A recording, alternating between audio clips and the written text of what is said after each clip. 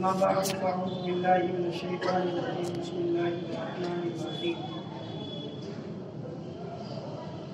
إن الذين قالوا ربنا الله ثم استقاموا تتنزل عليهم الملائكة ألا تخافوا ولا تحزنوا وأبشروا بالجنة التي كنتم توعدون صدق الله العظيم. وقال رسول الله صلى الله عليه وسلم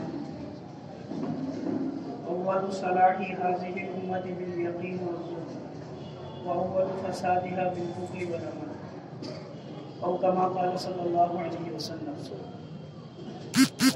میرے بھائی محترم،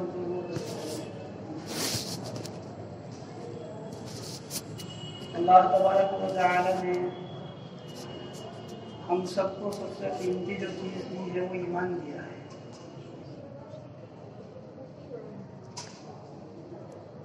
اگر انسان کے پاس ایمان ہے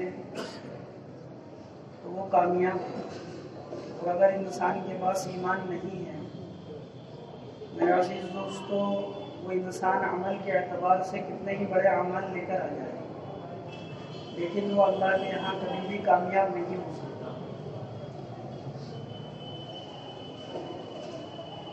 اسی لیے اللہ رب العزت نے قرآن کریم کے اندر جہاں کہیں کامیابی کے وعدے کیے ہیں اور جہاں کہیں نصرت کے وعدے کیے ہیں، جہاں کہیں جنت میں داخلے کے وعدے کیے ہیں، وہاں سب سے پہلی چیز اللہ رب العزت نے ایمان کی شرط لگائی ہے. وَمَن يُطِعِ اللَّهَ وَرَسُولَهُ فَقَدْ فَازَ فَوْزًا عَظِيمًا. جو آدمی اللہ کی اطاعت کرتا ہے، اللہ کے رسول کی اطاعت کرتا ہے، یہ کامیاب ہے. خطیب جب خطبہ دیتا ہے تو کہتا ہے من اطاع اللہ ورسولہ فقد رشد. اللہ کی اطاعت اور رسول کی اطاعت کری تو ہدایت پر ہے انسان، کہ ایمان کے بغیر انسان جنت میں داخل نہیں ہو سکتا. اس لیے انبیاء علیہ السلام لوگوں کے درمیان کے اندر سب سے پہلی جو محنت کیا کرتے تھے وہ ایمان کی محنت کیا کرتے تھے، کلمے کی محنت کیا کرتے تھے، لا الہ الا اللہ کی محنت کیا کرتے تھے. ہر زمانے کے اندر انبیاء علیہ السلام جب آئے ہیں اپنے اپنے دور کے اندر انہوں نے اسی کلمے کی محنت کو کیا ہے. قرآن کریم میں اللہ تبارک و تعالی نے جگہ جگہ ان چیزوں کا تذکرہ کیا ہے. انبیاء علیہ السلام کے واقعات کا اور ان کے احوال کا قرآن کریم میں اللہ تبارک و تعالی نے جگہ جگہ تذکرہ کیا ہے. لیکن میرے عزیز دوستو، جس طرح ایمان ضروری ہے، ایمان پر استقامت بھی ضروری ہے. صرف یہ نہیں ہے کہ آدمی ایمان لے کر آ جائے اور ایمان لانے کے بعد ایمان سے پھر جائے نعوذ باللہ، یا اعمال سے پھر جائے. حضرت ابوبکر صدیق رضی اللہ عنہ ایک مرتبہ کھڑے ہوئے تھے. مشرکین مکہ میں سے کچھ لوگوں نے یہ کہا کہ ہم اللہ کو مانتے ہیں لیکن اللہ کے ساتھ فرشتوں کو بھی مانتے ہیں، اور فرشتوں کو اللہ کی بیٹی مانتے ہیں، یا ہمارے اللہ کے یہاں پر سفارش کریں گے. حضرت ابوبکر سنتے رہے.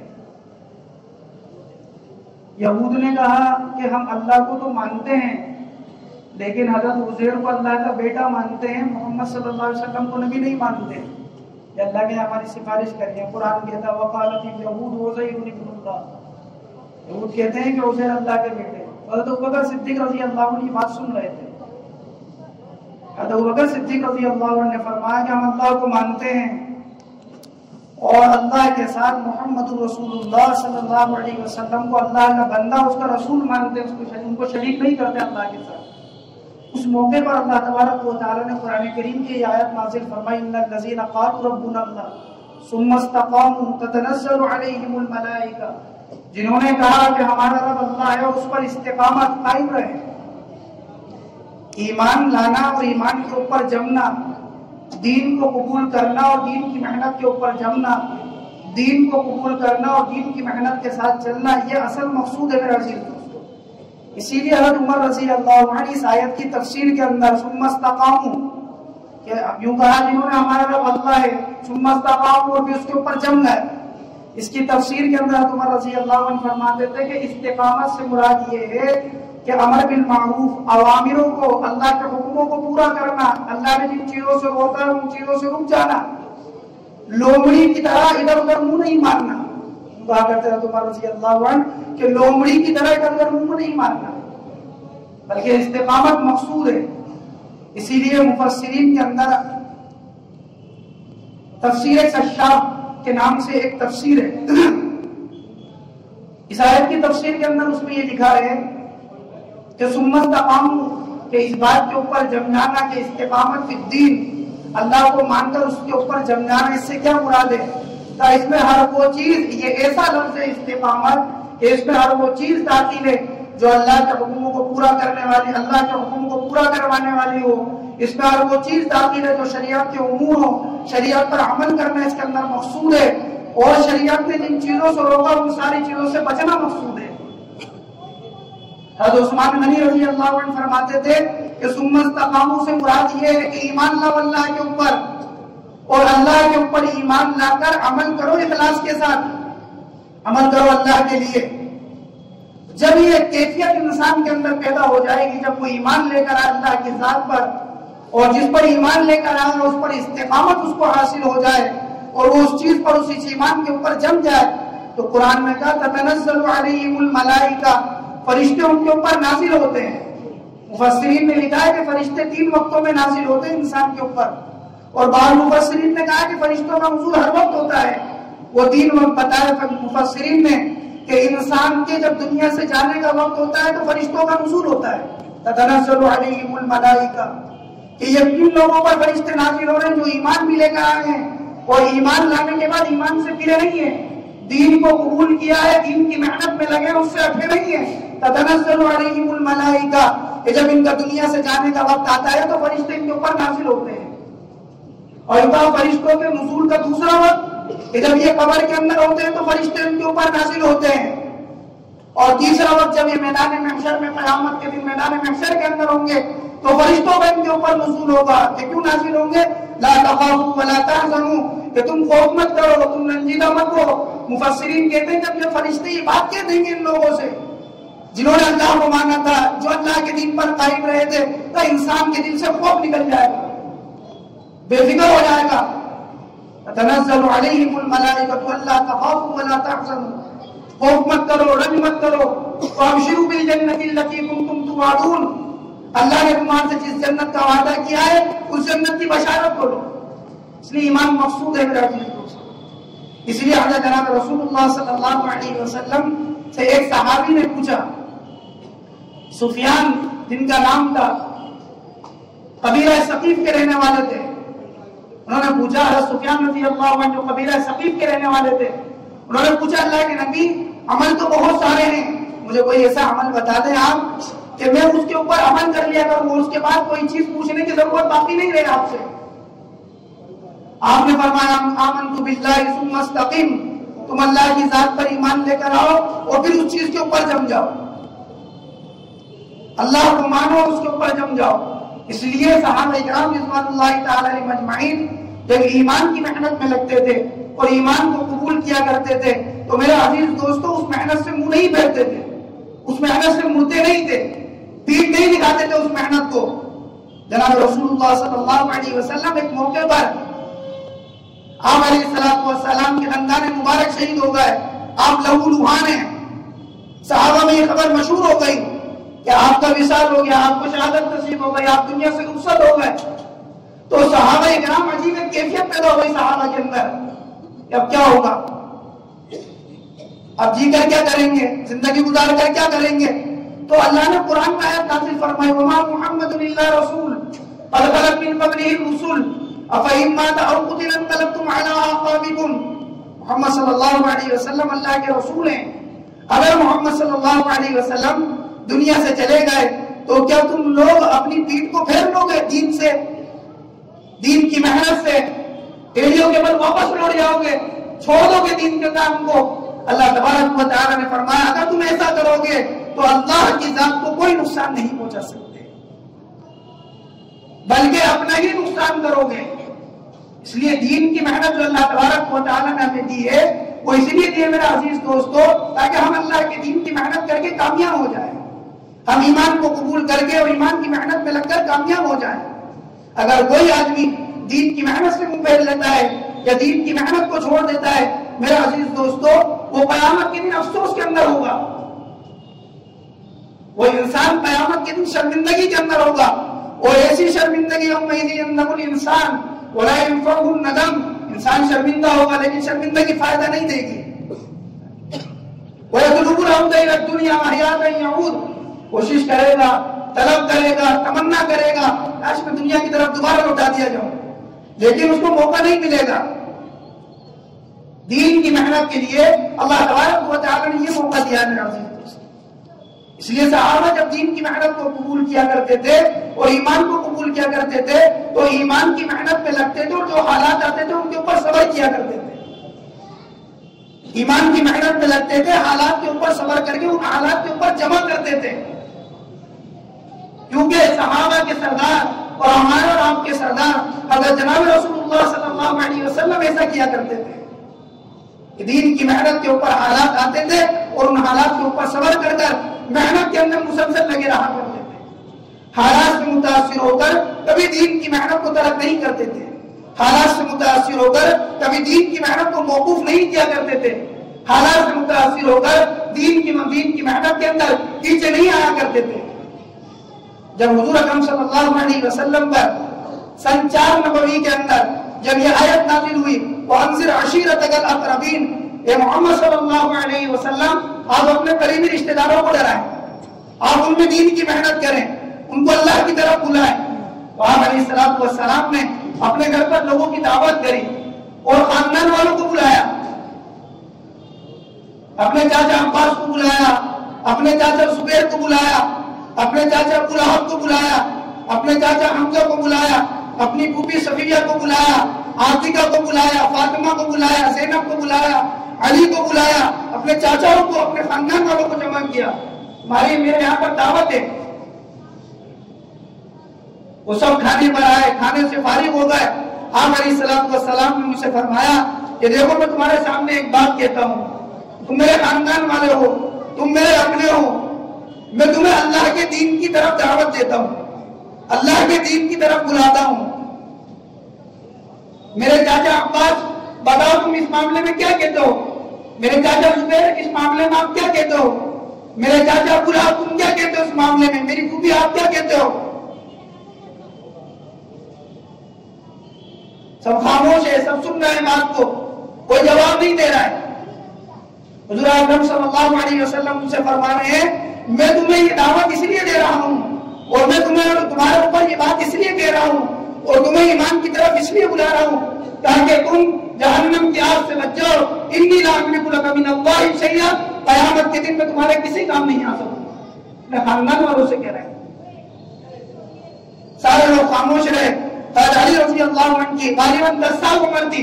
حضرت علی رضی اللہ عنہ نے فرمایا کوئی آپ کا ساتھ دے نہ دے، کوئی آپ کی بات کو قبول کرے نہیں کرے، لیکن میں آپ کی دین کی محنت میں آپ کا ساتھ ضرور دوں گا۔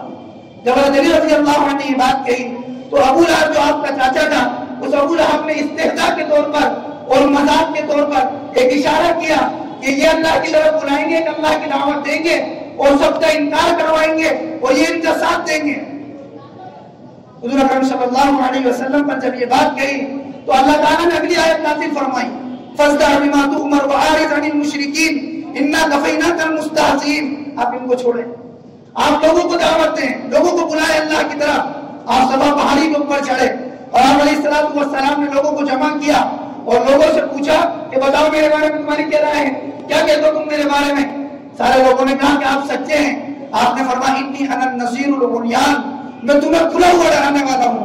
انی نذیر لکم بین یدی عذاب شدید، میں تمہیں ایسے عذاب سے ڈرانے والا ہوں جو تمہارے سامنے آنے والا ہے۔ یا ایھا الناس قولوا لا الہ الا اللہ تفلحون، اے لوگوں لا الہ الا اللہ کہو کامیاب ہو جاؤ گے۔ میرے عزیز دوستو، اگر نبوت کی محنت کو کسی نے نہیں سمجھا اور نبوت کے مقصد کو نہیں سمجھا، اگر نبوت کے مقصد کو نہیں سمجھا، صرف نبوت کی پیدائش کو سمجھ کر اگر اس کے اوپر باندھی آزاد کرنے والا سب سے پہلا شخص اگر ابو لہب تھا تو نبوت کی محنت پہ سب سے پہلے انکار کرنے والا وہ بھی ابو لہب تھا. کہ حضور کی پیدائش ہوئی ہے، بعثت نبوت کے مقصد نبی کو کیوں بھیجا گیا؟ جب نبی کی پیدائش ہوئی صوفیہ نے کہا، صوفیہ باندھی نے آ کر کہ ابو لہب تمہارے یہاں پر بھتیجا ہوا ہے، آج سے تو آزاد ہے. اور جب نبی محنت کو لے کر کھڑے ہوئے، اللہ کی طرف بلانے کے لیے کھڑے ہوئے، اور جب حضور صلی اللہ علیہ وسلم نے کہا یا ایھا الناس قولوا لا الہ الا اللہ، تو یہی ابو لہب تھا جس نے یہ کہا تھا تبا لک سائر اليوم لہذا جمعتنا یا محمد، یا محمد تم نے کیا ہمیں اس لیے جمع کیا ہے کہ تم ایک اللہ کی طرف بلاؤ، نعوذ باللہ تم ہلاک ہو جاؤ.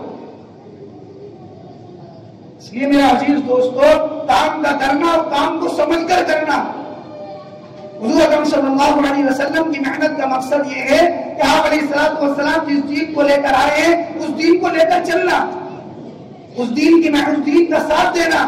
اگر آدمی نے صرف آپ کے آنے کے مقصد کو سمجھا لیکن آپ کی محنت کے اندر شریک نہیں ہوا تو خدا پاک کی قسم، مقداد بن اسود رضی اللہ عنہ بیٹھے میں تھے، حضرت صحابہ میں جب نے لکھا ہے کچھ لوگ سامنے سے گزرے، انہوں نے کہا مقداد تمہاری کتنی اچھی آنکھیں ہیں، تم نے ان آنکھوں سے اللہ کے نبی کو دیکھا ہے. کاش ہم اس وقت موجود ہوتے تو حضور کا ایسا ساتھ دیتے، حضور کا ایسا ساتھ دیتے. غصے ہو گئے، غصے میں لال ہو گئے. لوگوں نے کہا انہوں نے کتنی اچھی بات کہی ہے، آپ کو غصہ کیوں آ گیا ان کی بات سن کر؟ تاکہ کیا انہیں پتا ہے کہ نبی کے زمانے میں اگر یہ موجود ہوتے تو نبی کے مخالفین میں ہوتے، موافقین میں ہوتے. حضور کو بہت سی آنکھوں نے دیکھا تھا، اللہ نے انہیں جہنم نصیب کر دیا.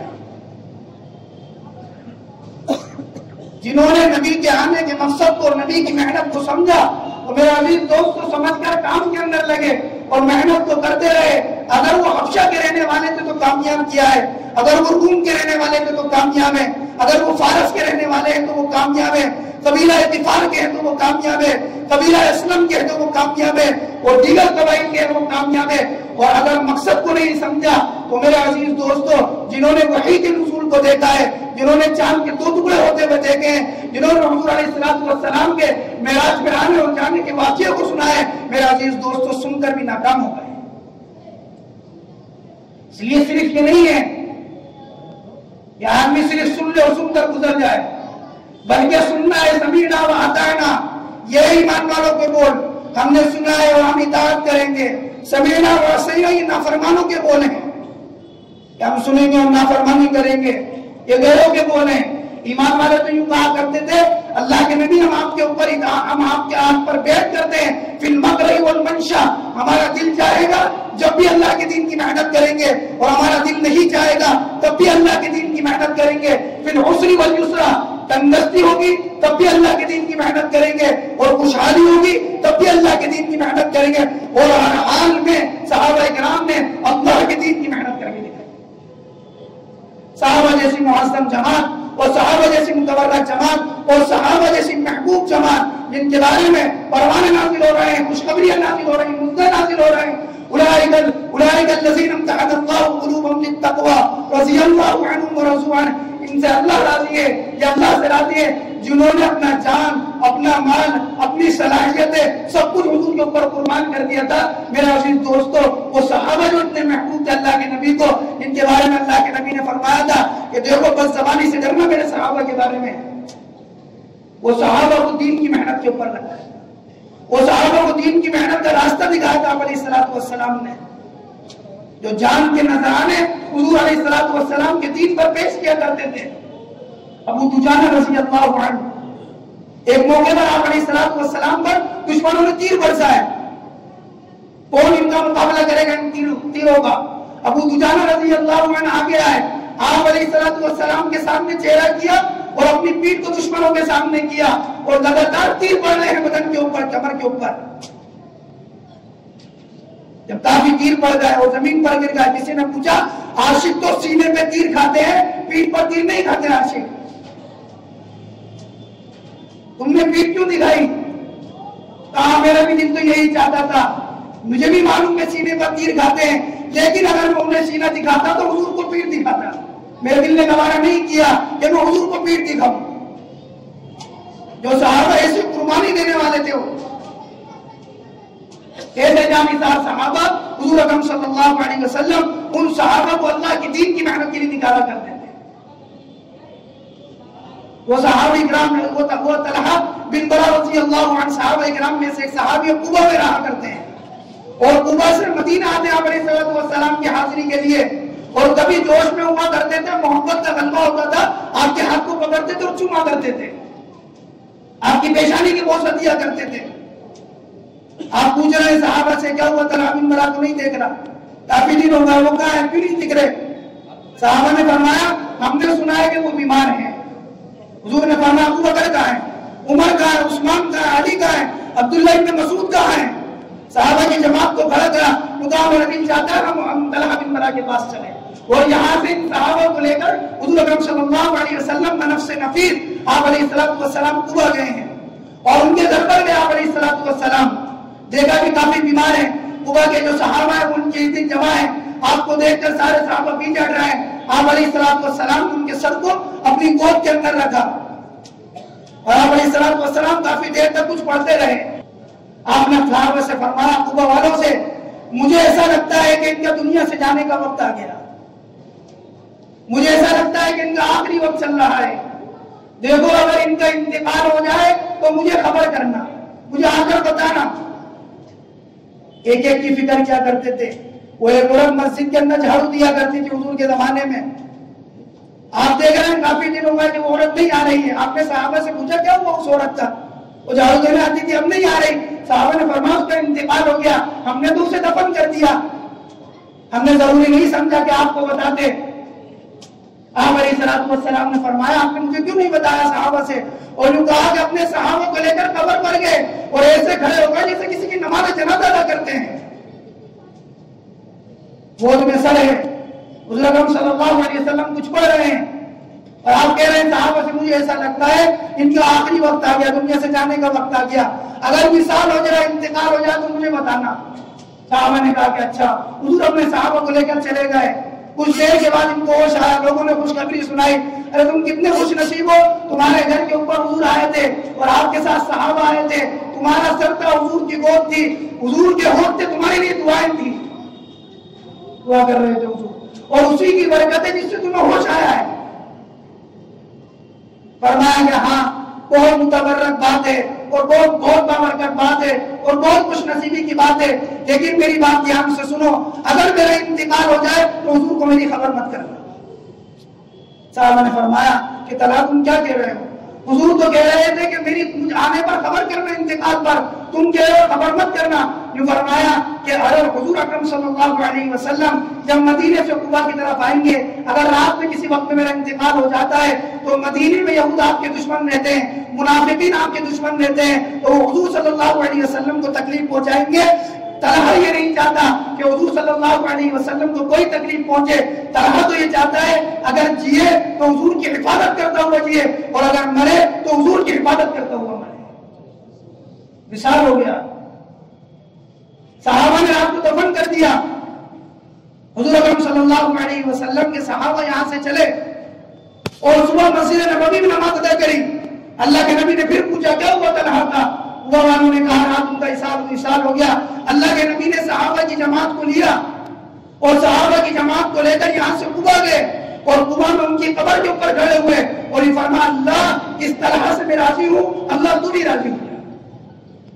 یہ پروانے میں عزیز دوستو اس دین کی محنت کے اوپر ملے تھے جس دین کو جناب رسول اللہ صلی اللہ علیہ وسلم لائے تھے، جس دین کے لیے آپ مشقتوں کو برداشت کرتے تھے۔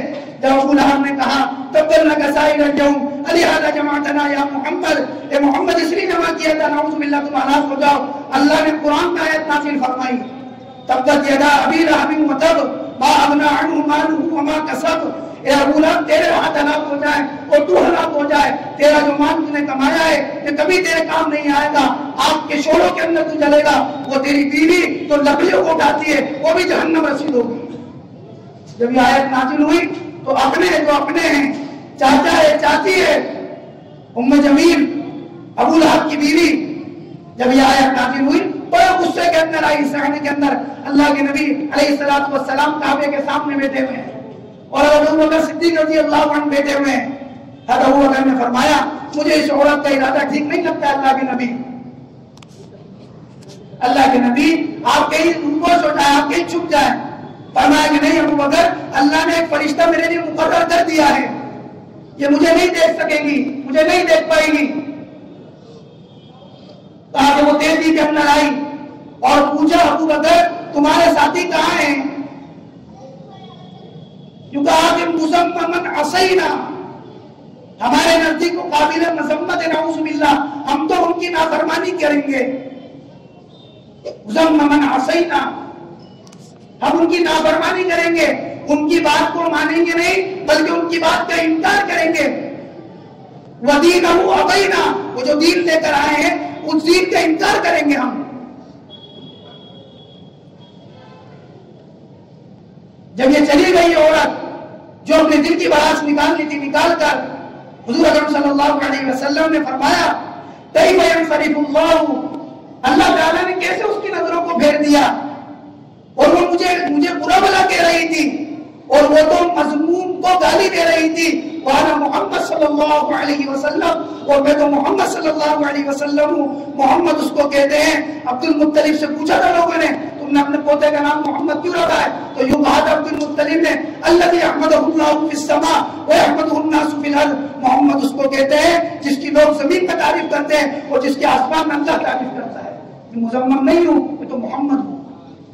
جو نماز پڑھ رہے تھے آپ علیہ الصلوۃ والسلام, نماز کے اندر آپ علیہ الصلوۃ والسلام موجود ہے, سجدے میں گئے. ابو جہل نے اپنے ساتھیوں سے کہا تھا کہ یہ سجدے میں جائیں گے اور میں ان کی گردن پر پیر رکھ دوں گا. نعوذ باللہ, کہ یہ سجدے میں جائیں گے میں ان کی گردن پر پیر رکھ دوں گا, ان کو تکلیف پہنچاؤں گا. یہ تکالیف پہ عزیز دوستو اللہ کے نبی اللہ کے دین کی محنت کی بنیاد کے اوپر برداشت کر رہے ہیں.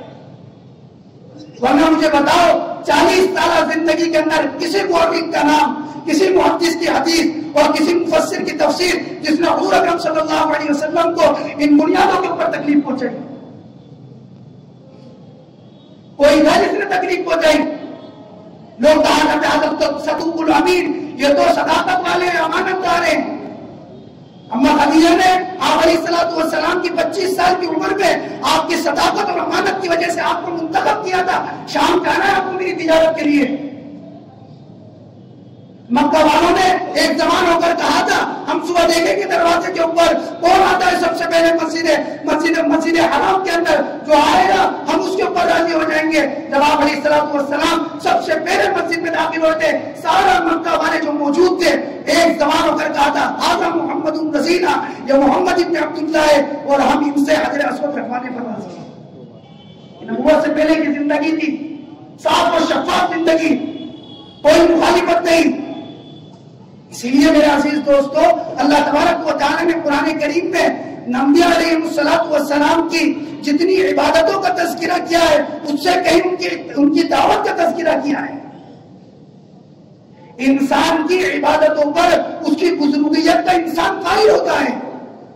عبادت کرتا ہے تو آدمی کہتا ہے وہ عبادت گزار آدمی ہے, ہاتھ چومتا ہے, ماتھا چومتا ہے, بوسہ دیتا ہے. اور دعوت کے اوپر مخالفتیں ہوا کرتی ہیں. جب انسان دعوت دیتا ہے اللہ کے دین کی محنت کرتا ہے تو اس کے اوپر اور سے زیادہ مخالفت ہوتی ہے. اپنے مخالفت کرتے ہیں, غیر مخالفت کرتے ہیں, اور اس مخالفت پر جمنے پر اللہ کی مدد ہوا کرتی ہے. اس لیے حضور اکرم صلی اللہ علیہ وسلم سجدے میں کہا ابھی سے گردن پہ سر رکھ دوں, ابھی گردن پر پیر رکھوں گا نعوذ باللہ. اور یوں کہا کہ لوگوں سے یہ کہہ کر ابو جہل اس ارادے سے چلا اور قریب تھا علیہ الصلوۃ والسلام کے, اور واپس پیچھے ہٹتے ہوئے لوگ دیکھ رہے ہیں. لوگوں نے پوچھا کیا ہوا عمر ابن ہشام, ارے کیا ہوا ابو الحکم, ابو جہل کو ابو الحکم کہتے تھے, سمجھداری والا. کیا ہوا ابو جہل, کیا بات ہے, کیسے واپس پیچھے آ گیا؟ یوں کہا کہ جب میں ان کے قریب ہوا تو میں نے دیکھا کہ ان کے اور میرے درمیان میں ایک آگ ہے اور کچھ پر نظر آ رہے تھے.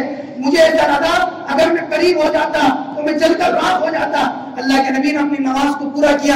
آپ علیہ الصلوۃ والسلام پر قرآن کی آیتیں نازل ہوئی. ارأیت الذی ینہی عبدا اذا صلی, ارأیت ان کان علی الہدی او امر بالتقوی, ارأیت ان کذب وتولی, الم یعلم بان اللہ یری. بھلا دیکھو تو صحیح اس انسان کو جو ہمارے نبی محمد صلی اللہ علیہ وسلم کو نماز پڑھنے سے روک رہا ہے. بھلا بتاؤ تو صحیح اگر وہ شخص جو نماز پڑھ رہا ہے نیکی اور تقوی کا حکم کرے اور وہ شخص جو جھٹلا رہا ہے پیٹھ کو پھیر رہا ہے, وہ کیا یہ سمجھ رہا ہے الم یعلم بان اللہ یرا, اللہ اس کے ان کرتوتوں کو اور یہ حرکتوں کو نہیں دیکھ رہے؟ کلا ہرگز ایسا نہیں ہے. لئن لم ينتهي لنسفعا بالناصیہ, اس کی پیشانی کو پکڑیں گے اور جہنم میں ڈالیں گے اللہ. اس لیے محنت کا ارادہ کریں میرے عزیز دوستو, اور محنت کے جو محنت ہمارے بڑوں کی طرف سے بتائی جا رہی ہے, وہ جو تقاضے ہمارے بڑوں کی طرف سے بتائے جا رہے ہیں ان کے اوپر لبیک کہیں میرے عزیز دوستو. اگر ہم ان تقاضوں کے اوپر چلیں گے اور محنت کو کریں گے, ہمارا کچھ جان لگے گا, کچھ مال لگے گا, کچھ وقت لگے گا, لیکن اللہ کا دین پھیلے گا میرے عزیز دوستو. اللہ کا دین عالم کے اندر بھیجے گا اور اس کا ذریعہ اللہ ہمیں بنائیں گے میرے عزیز دوستو. اور اگر ہم نہیں کریں گے تو اللہ تبارک و تعالیٰ ان لوگوں سے دین کی محنت کو لیں گے, اللہ تبارک و تعالیٰ ان لوگوں سے ملکوں کے اندر کام لیں گے, اللہ تبارک و تعالیٰ دین کی محنت کے لیے ان لوگوں کو منتخب کریں گے جو ہمارے تصور سے اور ہمارے ذہنوں سے بالا کریں. اس لیے اپنے آپ کو دین کی محنت میں پیش کرنا, اپنے آپ کو دین کی محنت کے اندر لگانا, یہ مزاج نبوت بھی ہے اور مزاج صدیق بھی ہے. بلکہ یوں کہیں کہ یہ سارے صحابہ کا مزاج تھا. جس کی جیسی استطاعت ہوا کرتی تھی وہ اپنے آپ کو دین کی محنت کے لیے اس مقام پر پیش کیا کرتا تھا. حضور اکرم صلی اللہ علیہ وسلم کے اگر یہ الفاظ ملتے ہیں کہ میرا دل تو یہ چاہتا ہے لَأُدِدْتُ فِي سَبِيلِ اللَّهِ ثُمَّ أُقْتَلْ ثُمَّ أُحْيَا ثُمَّ أُقْتَلْ ثُمَّ أُحْيَا ثُمَّ أُقْتَلْ ثُمَّ أُحْيَا, اگر 7 مرتبہ یا 3 مرتبہ روایتوں میں اگر حضور کے الفاظ ملتے ہیں میرا دل چاہتا ہے اللہ کے دین کی محنت کروں اور اپنی جان دے دوں, اور پھر اللہ کے دین کی محنت کروں اور پھر اپنی جان دے دوں, تو عمر کے بھی الفاظ ملتے ہیں میرا دل چاہتا ہے مدینۃ الرسول میں اللہ کے دین کے لیے جان دے دوں. میں آپ کو پیش کرتے تھے دین کی محنت کی, جو پیش کرتا وہ پیش ایسا کرتے تھے کہ اگر بظاہر قد چھوٹا ہے اور دکھائی نہیں دے تو ایڑیوں کے بل کھڑے ہو کر پیش کیا کرتے تھے. من المؤمنین رجال صدقوا ما عاهدوا الله علیہ فمنهم من قضى نحبه ومنهم من ينتظر. بہت سے ایسے ہیں جنہوں نے نذرانے پیش کر دیا اللہ کے دین کے لیے, اور بہت سے ایسے جو منتظر ہیں اللہ کے. اس لیے ہمارے سامنے ایک تاریخ سے ایک بڑا تقاضا آ رہا ہے. سارے شہر کے اندر یہ آواز لگ رہی ہے اور سارے شہر کے اندر یہ بات کہی جا رہی ہے کہ 1 دسمبر سے 4 مہینے کی جماعتیں ہر مسجد سے مانگی جا رہی ہیں. اس لیے میرے عزیز دوستو عزائم کریں اور ارادہ کریں اور اپنے ناموں کا اظہار کریں اور بتائے کھڑے ہو کر اللہ کے دین کی محنت کے لیے اور اللہ کے دین کی خدمت کے لیے میں 4 مہینے کے لیے تیار ہوں. ایک تاریخ سے بتانا ہی نمک بتانا 4 مہینے کی جماعت. لا تحسب أن الدين بعيد عن حب وحياة وبهجرك للدين ستحيا تعشق ما قلبك يهوى أو أن الأيام ستحلو وترى الدنيا شط نجاة. دينك بحر من آمال